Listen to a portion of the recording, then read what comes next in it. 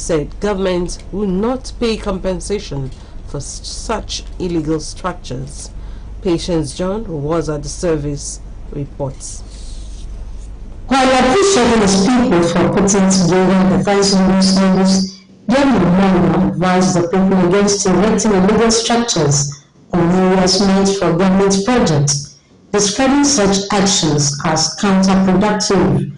The governor regretted the attitude of some communities that are bent on receiving compensation before allowing projects to be executed in their communities, stating that any community that prevents government from accessing land for development stands the risk of losing such projects. Let me say, any village, any local government, we are taking development to. Now everything about compensation, we will move away from that place quietly. We are prepared to develop the rural areas. I will not struggle to help my people in this village. But sending the unbroken to make, I was soon to make them not even though I am Bob. The man is now some before you are done now. They will get big compensation of the scholar and the people will leave. I don't know about the surveyor on gun UFO. And on the UFO, more very I pay compensation.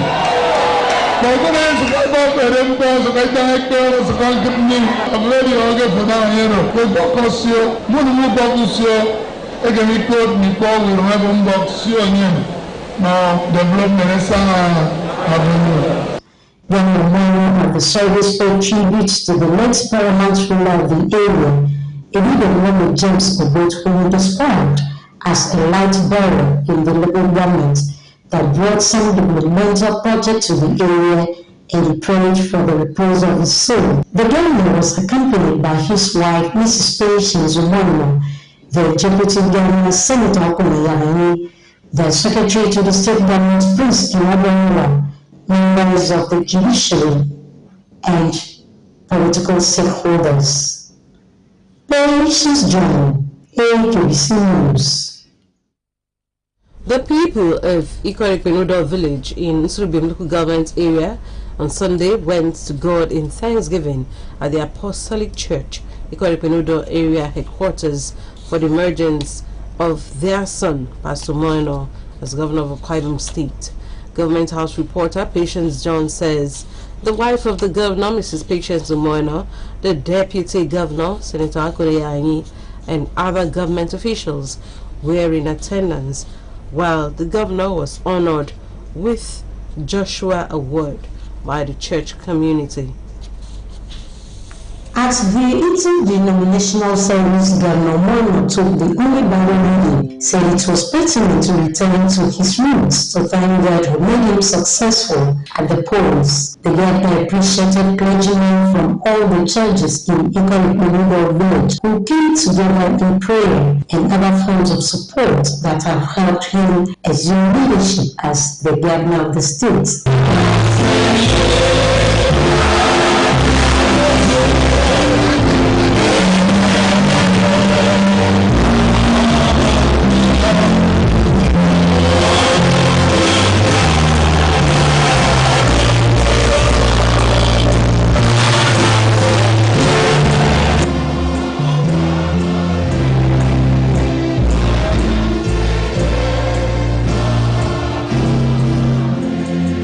In a welcome message, the immediate past current chairman and chairman of the planning committee for the service, the Reverend Louis Ikwere, thanked God for his blessings on the people of Ikwerikwenudo for giving them their #1 citizen, and commended Governor Moyo for the programs he has embarked on since he assumed office. He, on behalf of the people, prayed for God's blessings, guidance, and wisdom on the governor.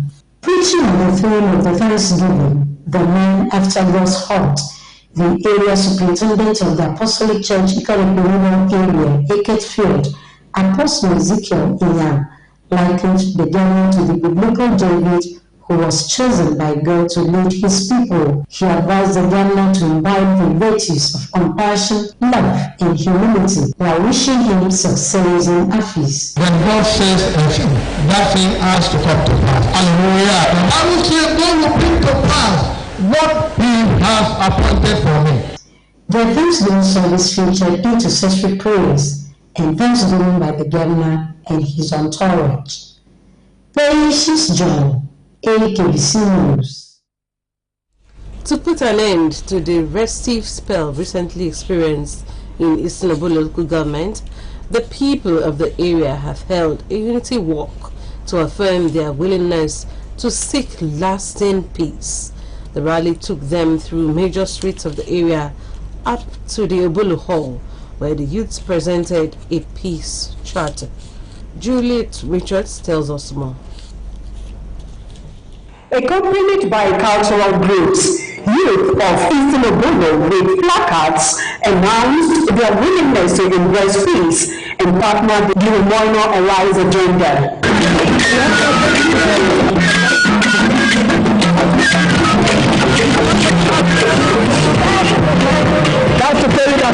In a remark, the chairman of the planning committee, Barrister Sam Mukwema, described peace as a veritable tool for development and reinstated Obolo people's resolve to benefit from the golden era.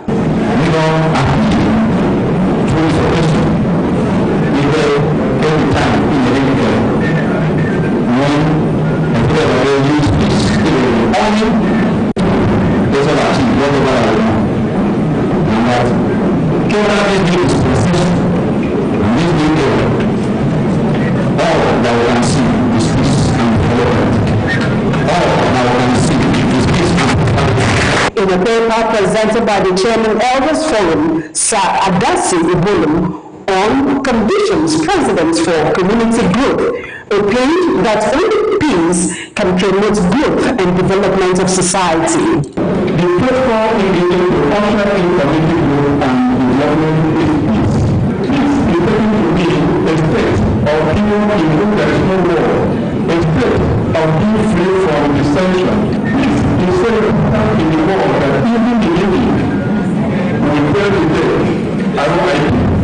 The paramount ruler of Eastern Obolo, His Royal Majesty Ugo Harry John Eteto, said the governor, Pastor Umono, has promised to fulfill his campaign promises to them if they allow peace to prevail. And today, we have gathered, we have converged, as we have.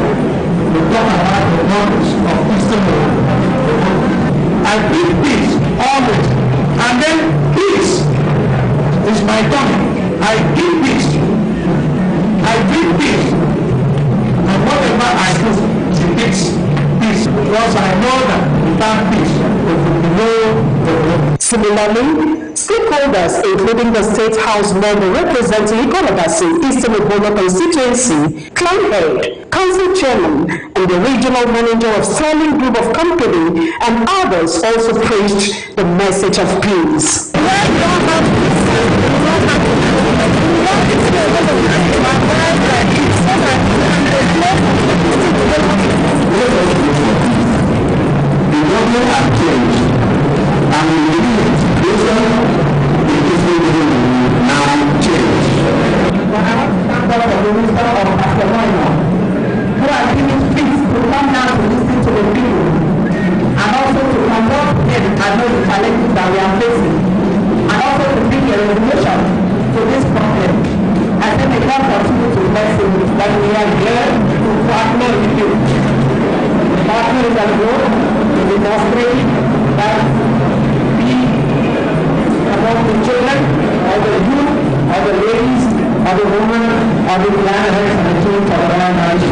High point of the event was a presentation of a peace charter signed by a cross-section of youth leaders in Eastern Obolo, binding their resolve to lay down their wrath.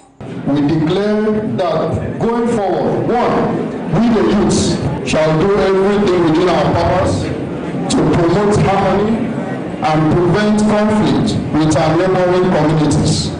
Juliet Richard, Akbc News. President Bola Tinubu has urged leaders of the West African sub-region to work for peace and defend democracy.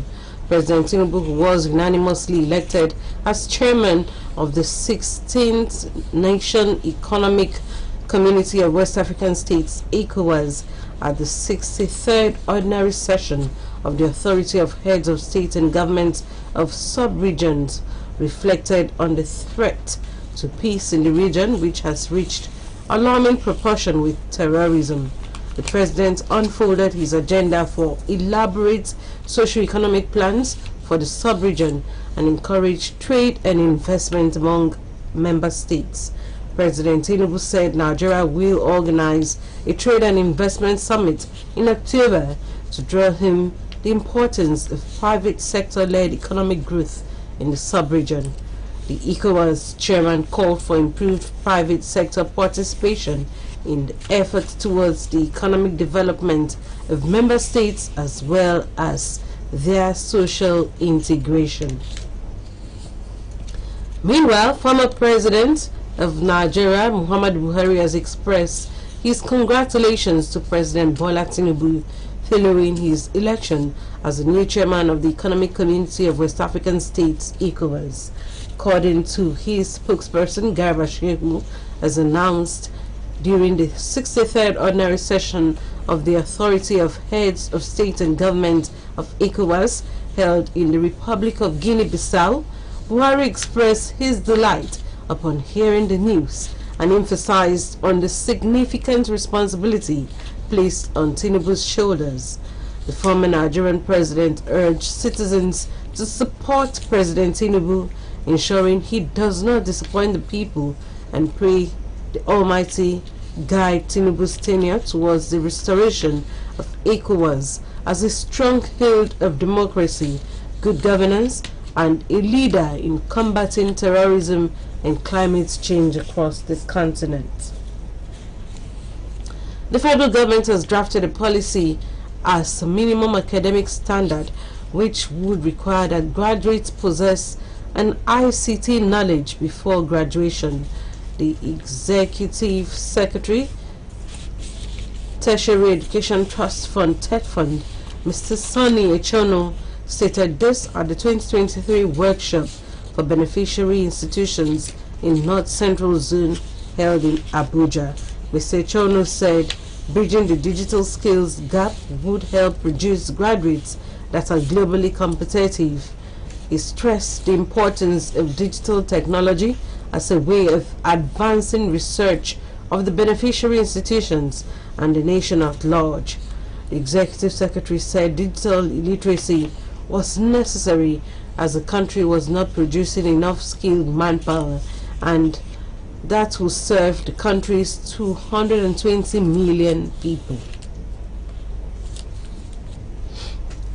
A federal high court in Abuja has stopped the Independent National Electoral Commission from prosecuting the suspended Adamawa resident electoral commissioner Hudu Yunusa Ari over his declaration of Aisha Dahiru of the All Progressives Congress as governor in the March 18 poll. Justice Donatus Okorowo made the order after Mr. Michael Aundaka, counsel to Dahiru, moved the ex parte motion to the effect. The APC candidate in the poll had sued INEC, the Attorney General of the Federation, and another respondent. Mr. Aundaka in the motion argued that until the Election Petition Tribunal decides the fate of his client in accordance with Section 149 of the Electoral Act 2022, the prosecution of Yunusa Ari cannot be said to be valid. He said an undertaking had been signed to prove to the court the present suit was not frivolous. After listening to Aundaka, Justice Okorowo ordered the parties to maintain the status quo ante bellum pending the hearing and determination of the matter. The judge adjourned the matter until July 18 for hearing, ordered the respondents to show cause while the reliefs sought by Dahiru, popularly called Binani, should be granted. And on that note, we conclude our package this morning. But just before we go, a quick reminder that the Akwa State Governor, Pastor Moino, has frowned at the attitude of some individuals who hurriedly erect illegal structures on right-of-way with the intent of receiving compensation from government. Akwa State Governor Pastor Moino, who handed down the warning while speaking at Ikot-Ekpenudo in Nsukka local government area when he attended the interdenominational service, the governor warned against such act, noting that government will not pay compensation for illegal structures. That's the package this morning. Thanks for your time. My name is Mercy Kere. Do have a beautiful morning.